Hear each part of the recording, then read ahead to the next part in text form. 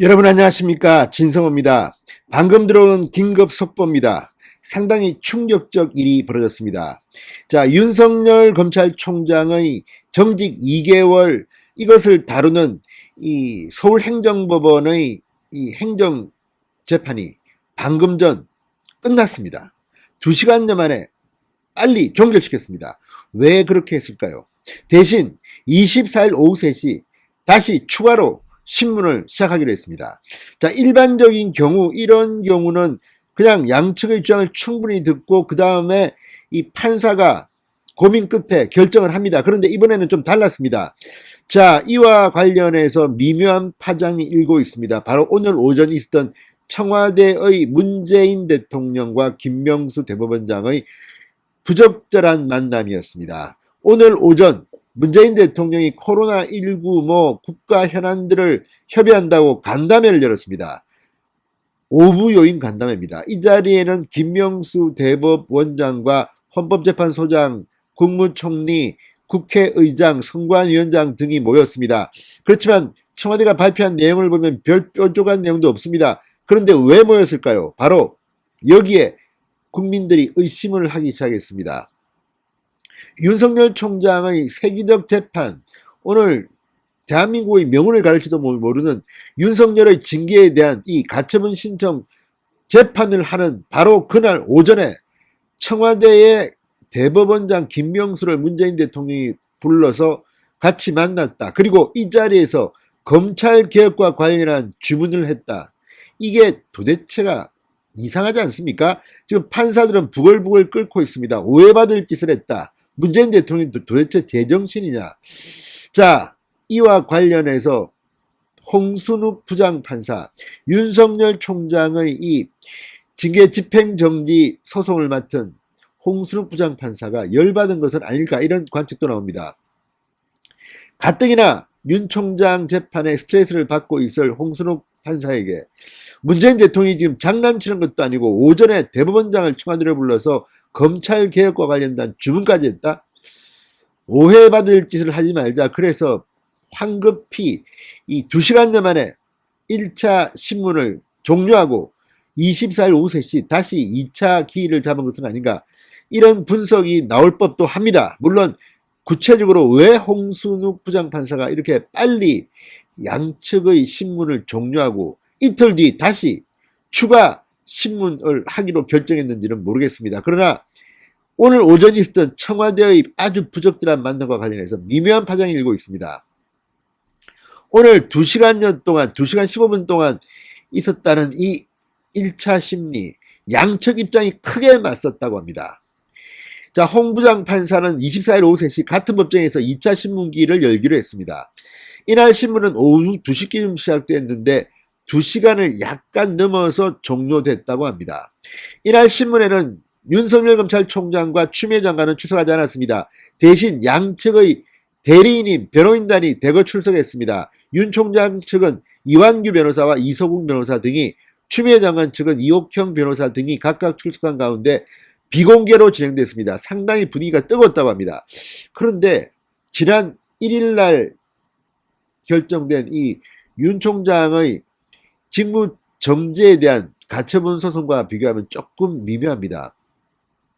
자, 충분히 오늘 양측의 입장을 듣고 오늘 밤부터 고민해서 내일 새벽쯤 결정을 내릴 수 있을 텐데, 아니면 좀 더 걸리더라도 할 수 있을 텐데, 왜 갑작스럽게 2시간 만에 1차 신문을 마무리하고 급하게 끝내버리고 다시 이틀 뒤에 신문을 열기로 했을까요?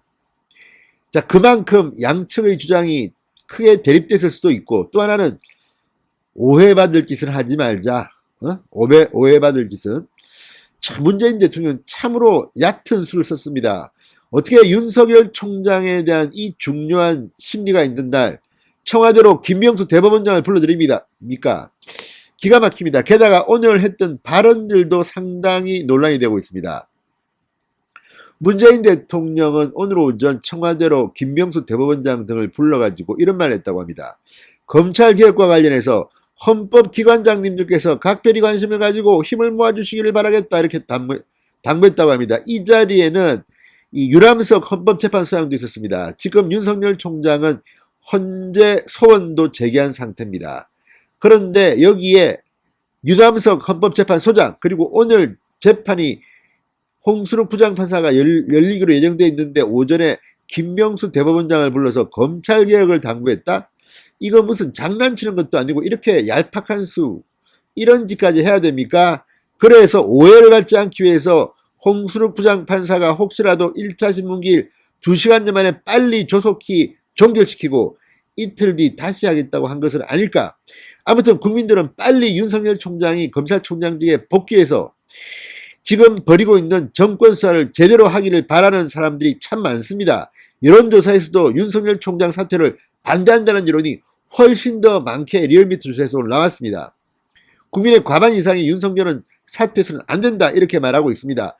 그런 가운데 문재인 대통령이 참으로 좀스럽게 잔머리를 굴린 것 같습니다. 어떻게 윤석열 총장의 심리가 있는 날 오전에 청와대로 대법원장과 헌법재판소장을 부릅니까?